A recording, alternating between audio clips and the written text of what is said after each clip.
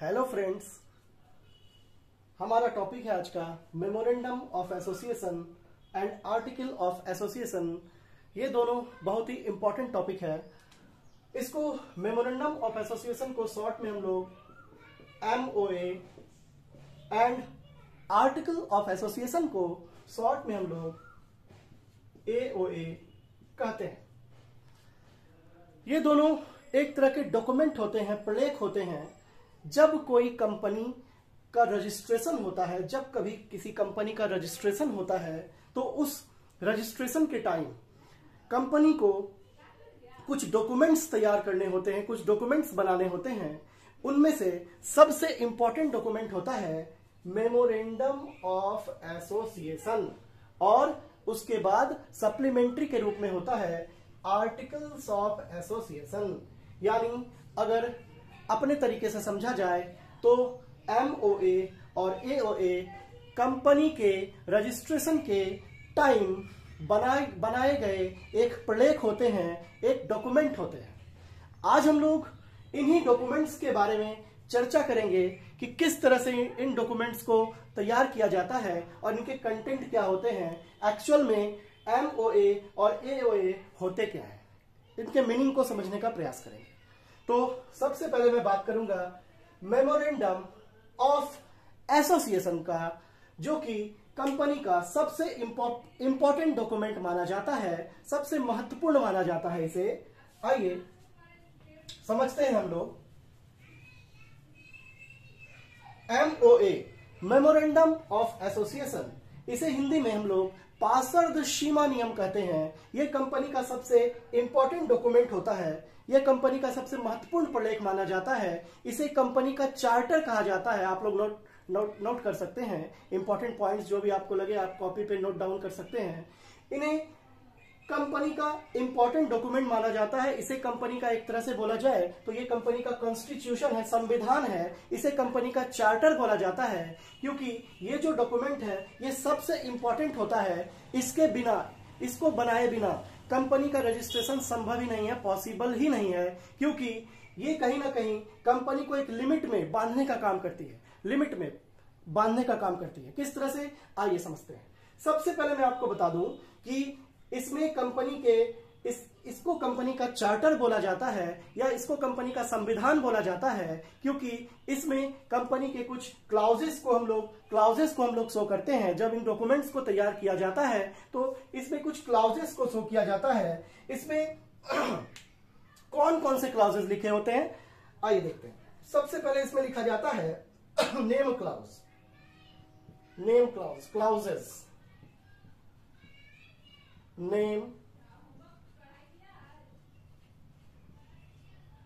Name clause.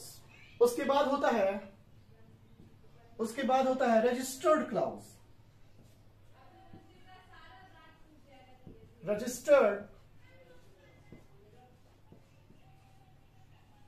Registered clause.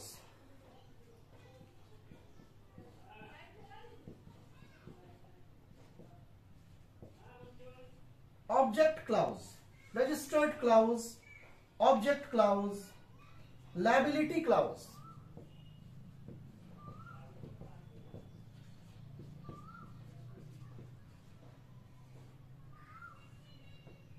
And last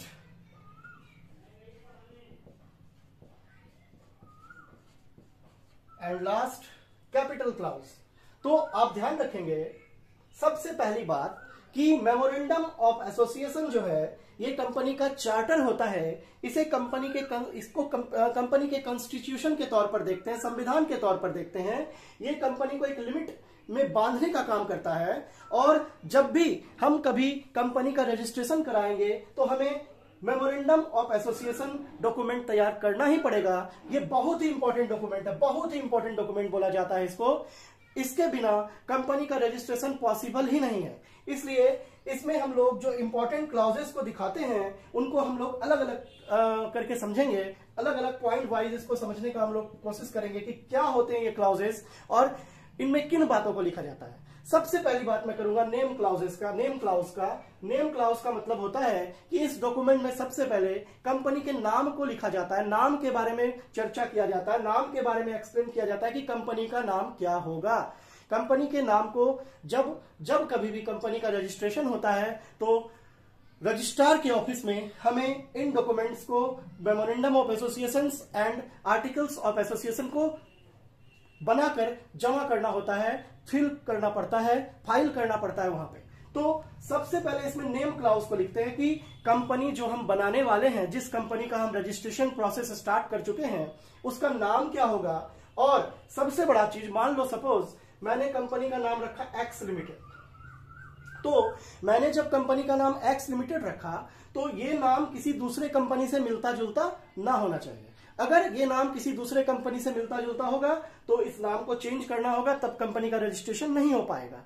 तो सीधा सा बात है कि नेम क्लाउज में जिस कंपनी का रजिस्ट्रेशन होगा, जिस कंपनी को अस्तित्व में लाना है, उसके नाम के बारे में चर्चा होती है कि उस कंपनी का नाम होगा क्या। अगर पब्लिक कंपनी है तो नाम के बाद हमें लगा देना है पब्लिक लिमिटेड। अगर प्राइवेट कंपनी है तो नाम के बाद हमें लगा देना है प्राइवेट लिमिटेड। अगर पब्लिक कंपनी है तो एक्स पब्लिक लिमिटेड कंपनी हो जाएगा नाम इसका, और अगर प्राइवेट कंपनी है तो एक्स प्राइवेट लिमिटेड।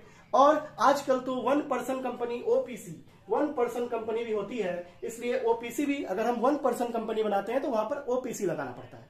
तो अगर आप अपने कंपनी का नाम कुछ रखना चाह रहे हैं और इस डॉक्यूमेंट में उसको शो करना चाह रहे हैं, तो ऐसा नाम आपको चुनना होगा, ऐसा नाम आपको कंपनी का रखना होगा जो किसी दूसरे कंपनी के नाम से मैच ना करे। तो नेम क्लाउज में कंपनी के नाम के बारे में बताया जाता है।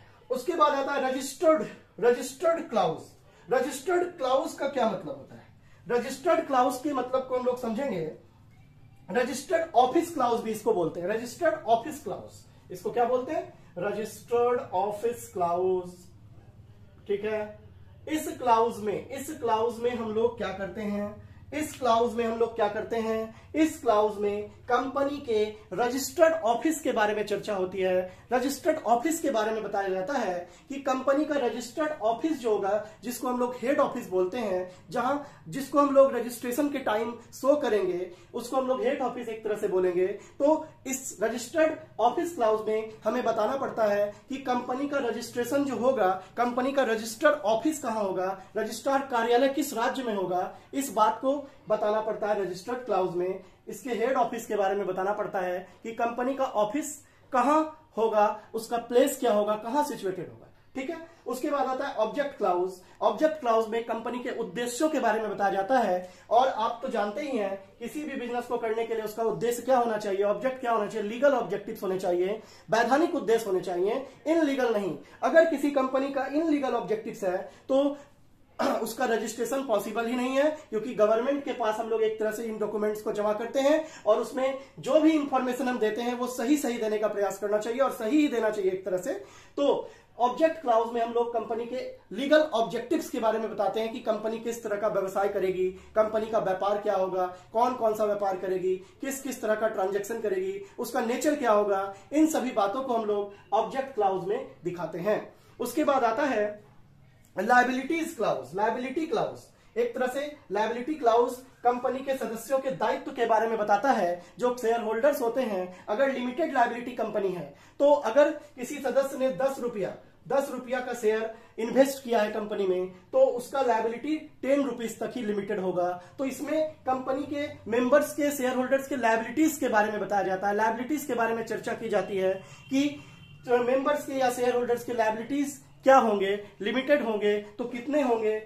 तो अगर मान लो कोई शेयर होल्डर कंपनी में 10 रुपया इन्वेस्ट करता है तो उसका एक लिमिटेड लायबिलिटी के केस में उसका जो लायबिलिटीज होगा वो 10 रुपीज तक ही होगा। तो इसमें लायबिलिटी क्लाउज के बारे में बताया जाता है। और लास्ट होता है capital clause.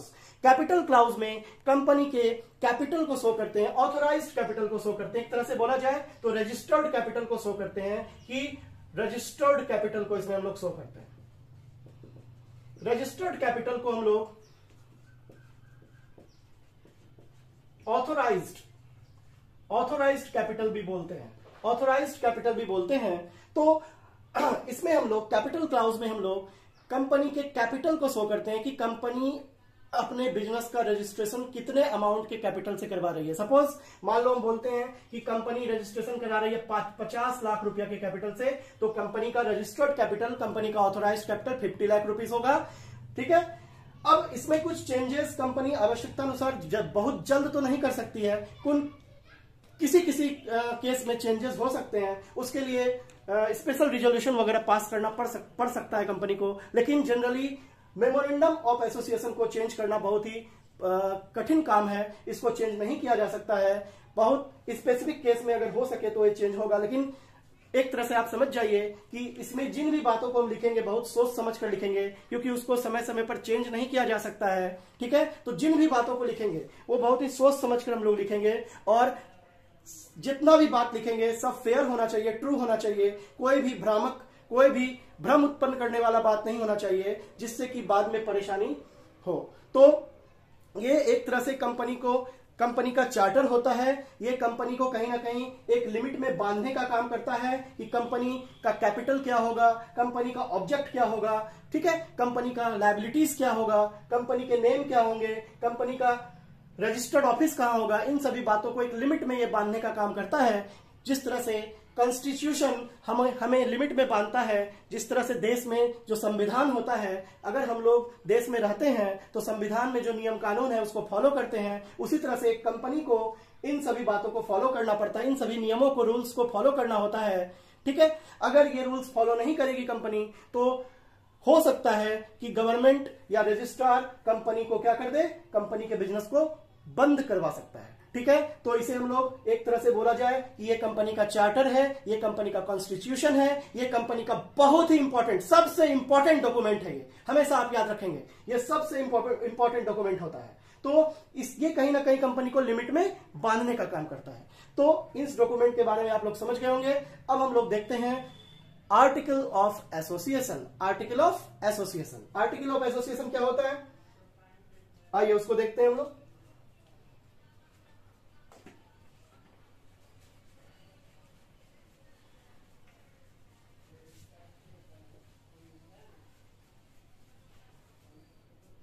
Article of association, article of association जिसको शॉर्ट में हम लोग बोलते हैं AOA, आर्टिकल्स ऑफ एसोसिएशन।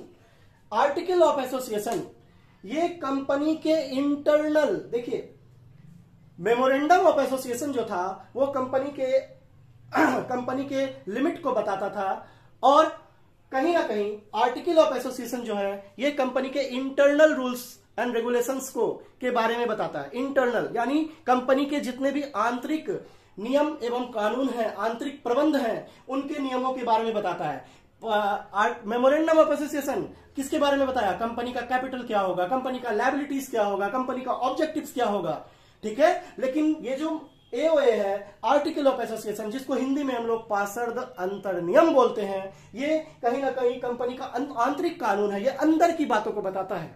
ठीक है, इंटरनल, तो जो कंपनी के इंटरनल रूल्स होते हैं, इंटरनल रूल्स एंड रेगुलेशंस, जो मैनेजमेंट होते हैं, उनसे संबंधित नियम और कानून जब बनाने पड़ते हैं तो उनको हम कहां दिखाएंगे, आर्टिकल ऑफ एसोसिएशन में। इसमें आवश्यकता अनुसार चेंजेस भी लाई जा सकती है, याद रखिएगा, इसमें आवश्यकता अनुसार चेंजेस भी लाई जा सकती है। ठीक है, MOA में चेंजेस लाना एकदम मिनिमम है, नॉमिनल है, उसमें लाना जल्दी पॉसिबल नहीं है, लेकिन AOA में आवश्यकता अनुसार चेंजेस भी लाई जा सकती है।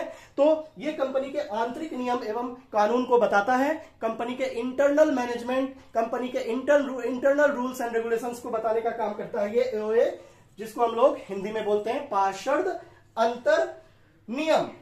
ठीक है, आइए देखते हैं, ये आंतरिक नियम कानून है, ये आंतरिक नियंत्रण, प्रबंध इत्यादि को बताता है, इंटरनल मैनेजमेंट, कंट्रोल वगैरह को बताने का काम करता है। लेकिन मेमोरेंडम ऑफ एसोसिएशन में ऐसा नहीं होता था, वो इंटरनल बातों को नहीं, इंटरनल रूल्स एंड रेगुलेशंस को नहीं बताता था। ठीक है, आइए इसमें हम लोग क्या क्या बात करते हैं, इसमें हम लोग क्या क्या बता सकते हैं। इसमें हम लोग बता सकते हैं कि कंपनी के मेंबर्स कौन होंगे, कंपनी के मेंबर्स कौन है, कंपनी के डायरेक्टर्स कौन है, कंपनी का शेयर कैपिटल इशू, कंपनी ने कितने कैपिटल को इशू किया है।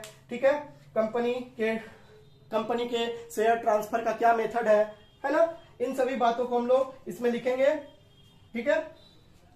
डायरेक्टर्स का अपॉइंटमेंट कैसे होता है, ऑडिटर्स का अपॉइंटमेंट कैसे होता है, उनका रेम्यूनरेशन क्या होगा, डायरेक्टर्स का रेम्यूनरेशन क्या होगा, शेयर होल्डर्स को कितना डिविडेंड मिलेगा, है ना, इंटरेस्ट रेट क्या होगा डिवेंचर्स वगैरह पे, जितने भी इंटरनल बातें होती हैं उन सभी बातों को हम लोग इसमें दिखा सकते हैं। जैसे कि डायरेक्टर्स हुए, जैसे कि शेयर होल्डर्स हैं, इन सभी के बारे में हम लोग कंपनी के आंतरिक नियम एवं कानून को जब बनाने की बात होगी, अंदर की बातों को जब लिखा जाएगा तो किसमें लिखा जाएगा, एओए में। ये एक सप्लीमेंट्री का काम करता है, ये चार्टर नहीं है, ये सप्लीमेंट्री का काम करता है और इसको आवश्यकता अनुसार हम लोग समय बीतने के बाद क्या कर सकते हैं, इसमें चेंजेस ला सकते हैं। ठीक है, इसमें बहुत सारी ऐसी बातों को बताते हैं जो आंतरिक प्रबंध से संबंधित हो, जो कंपनी को संचालित करने में मदद करे, है ना, कंपनी को ऑपरेट करने में हेल्प करे, इंटरनल जितने भी ऑपरेटिंग एक्टिविटीज हैं उनको करने में हेल्प करे, उसके लिए हम लोग एओए बनाते हैं। ठीक है, तो आशा करता हूं कि आपको एओए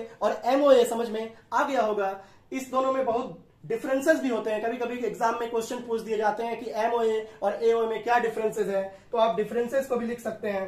ठीक है, इसमें किन किन बातों को हम लोग लिख सकते हैं, इनमें किन किन बातों को हम लोग, इसमें हम लोग डायरेक्टर्स के बारे में बता सकते हैं, डायरेक्टर्स के बारे में, ऑडिटर्स के बारे में, ऑडिटर्स, मीटिंग्स के बारे में इसमें चर्चा होती है, मीटिंग्स के बारे में। ठीक है, शेयर्स के बारे में चर्चा होती है। ओके, डिविडेंड के बारे में चर्चा होती है। ओके,